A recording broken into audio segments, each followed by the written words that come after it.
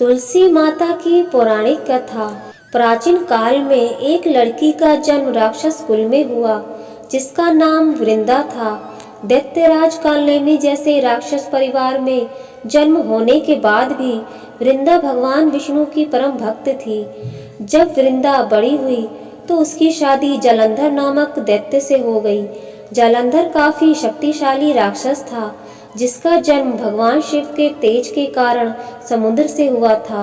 बलवान होने के कारण जालंधर को दैत्यों का राजा बनाया गया।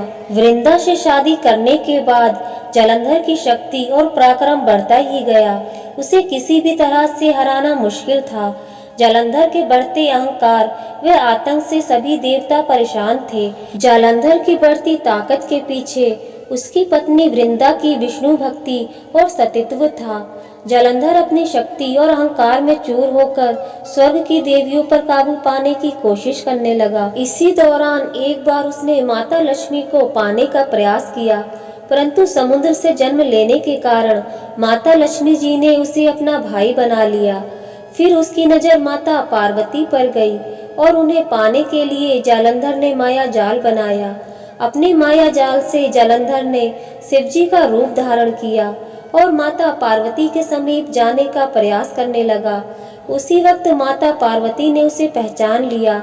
जब तक जालंधर कुछ समझ पाता, वो अदृश्य हो गई। जालंधर के इस दुर्व्यवहार से माता पार्वती जी को बहुत गुस्सा आया और इस पूरी घटना के बारे में उन्होंने भगवान विष्णु को बताया। इधर जालंधर भगवान शिव से माता पार्वती जी को पाने के लिए कैलाश पर्वत पर युद्ध कर रहा था। तभी भगवान विष्णु ने जालंधर को सबक सिखाने की ठानी। सभी को पता था कि जालंधर अपनी पत्नी के पूजा पाठ और सतीत्व की वजह से ही अजय हुआ है। ऐसे में भगवान विष्णु ने जालंधर को हराने के लिए उसकी पत्नी का पतिव्रत धर्म भंग करने के लिए मायावी चाल चली। भगवान विष्णु एक साधु का रूप धारण करके वृंदा से मिलने वन में पहुंचे। उनके साथ दो मायावी राक्षस भी थे, जिन्हें देखते ही वृंदा डर गई।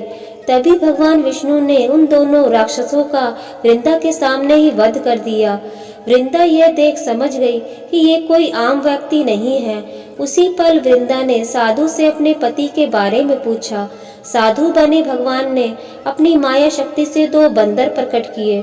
दोनों बंदरों के हाथों में जालंधर का सिर व धड़ था। यह देखते ही वृंदा बेहोश हो गई। कुछ समय बाद होश में आने पर वो साधु से अपने पति को दोबारा जिंदा करने की प्रार्थना करने लगी।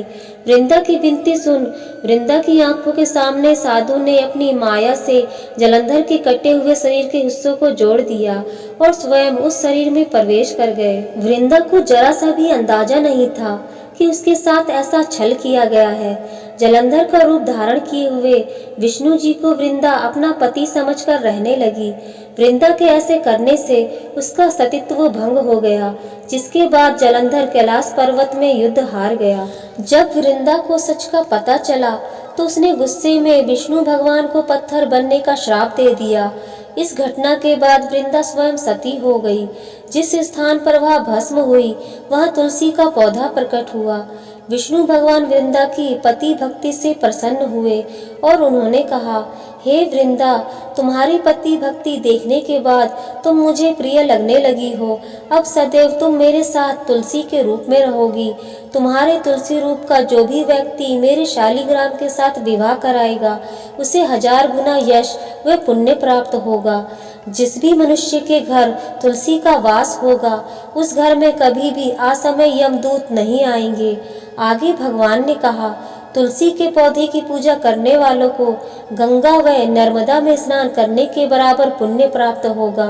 संसार में चाहे कोई भी मनुष्य कितना भी दुष्ट क्यों ना हो, कितने भी पाप क्यों ना किए हों, मृत्यु के दौरान उसके मुख में तुलसी और गंगा जल अवश्य दिया जाएगा। इससे वह अपने पापों से मुक्त होकर वैकुंठ धाम जाएगा।